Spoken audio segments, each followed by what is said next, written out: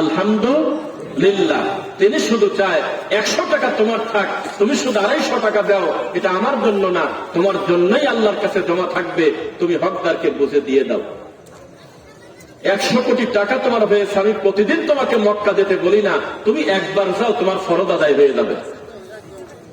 তুমি কোটি কোটি টাকার মালিক, আমি তোমাকে প্রত্যেক টাকার আমি পার্সেন্টেজ চাচ্ছি না, আমি শুধু চাচ্ছি তুমি 2.5% দিয়ে তোমার আরেক ভাইকে ভালো থাকার সুযোগ করে দাও, বাকি 97.5 টাকা তোমারই থাকুক। আর তুমি জেনে রাখো, তোমার এই টাকাটা তুমি মূলত আসলে আমাকে দেও নাই। أما بعد فأعوذ بالله من الشيطان الرجيم إن الإنسان لربه لكنود وقال تعالى يا حسرة على العباد وقال تعالى يا أيها الذين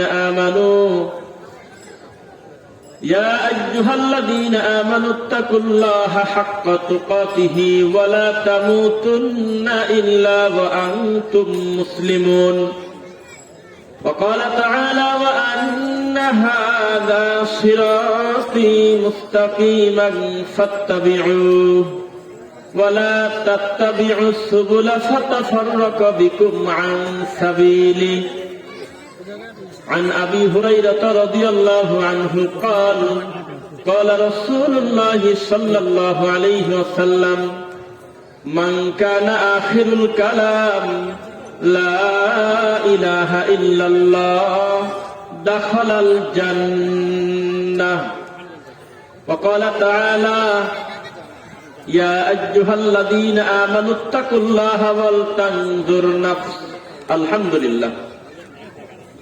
সকল প্রশংসা আল্লাহর জন্য, শান্তি অবতীর্ণ হোক আল্লাহ রাসূলের উপরে। আল্লাহুম্মা সাল্লি আলাইহি আল্লাহুম্মা বারিক আলাইহি। কেমন আছেন সকলে?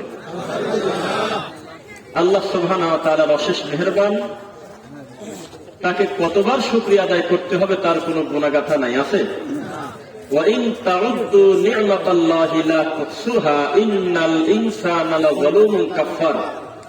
দুনিয়ার শুরু থেকে শেষ পর্যন্ত যদি কারো হায়াত থাকতো, এই মানুষ যদি তার শুধু চোখের শুকরিয়া আদায় করতে থাকতো, ওর জীবন শেষ হয়ে যেত, আমার আল্লাহর চোখের নিয়ামতের শুকরিয়া আদায় হতো না।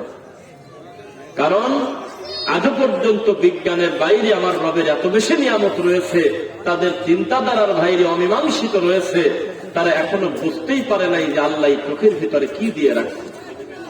লক্ষ কোটি টাকার লাইট বাল্ব, সেটার নির্দিষ্ট একটা সীমারেখা থাকে, এরপরে তার আর ধরার সুযোগ নাই। তবু যত বড় দামি বাল্ব হোক, কুয়াশা যদি জাত মতো একবার পড়ে, সামনে এক হাতও দেখা যায় না। কিন্তু রব্বুল আলামিন আপনার এমন চোখ দিয়েছে, এমন আপনার দৃষ্টি দিয়েছে, মনে হচ্ছে যে সীমারেখা মনে হয় কম হয়ে গেছে, দৃষ্টি এত বড় লম্বা করে দিয়েছে আমার আল্লাহ। কোন খাজনা নাই, কোন ধরনের কোন বোনাস নাই, কিচ্ছু চায় না। তিনি শুধু চায় আলহামদুলিল্লাহ।